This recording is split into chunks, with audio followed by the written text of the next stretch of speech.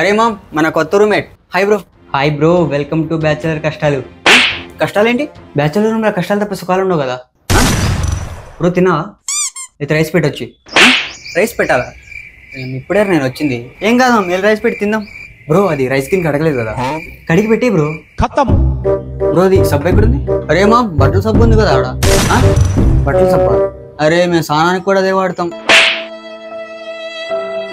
మరి బ్యాచులర్స్ అంటే మినిమం ఉంటుంది, మరి ఏదైనా సబ్బు సబ్బే కదా.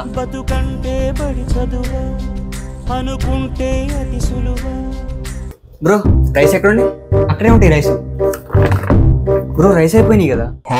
రైస్ అయిపోయినాయి. అరే రైస్ ఆర్డర్ చేద్దాం. మామ నేను బయటికి వెళ్తాను, నేను బయటే తింటా. సార్ నాకెందుకు, నేను కూడా బయటే చేస్తా. అట్లా కాదురా, రైస్ ఆర్డర్ చేయడానికి కూడా కొట్టుకుంటారేంట్రా?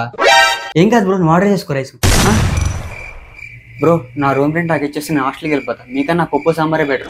అరే ఏమైంది మామ్? అట్లా కాదురా, రూమ్ లో రైస్ ఉండవు, వాటర్ ఉండవు, రైస్ ఆర్డర్ చేద్దామంటే కొట్టుకుంటారు. ఎట్లుంటున్నారు ఈ రూమ్ లో? మరి బ్యాచులర్స్ అన్నది అడ్జస్ట్ అవ్వాలని తెలుసురా, మరి ఇట్లా కాదురా బాబు.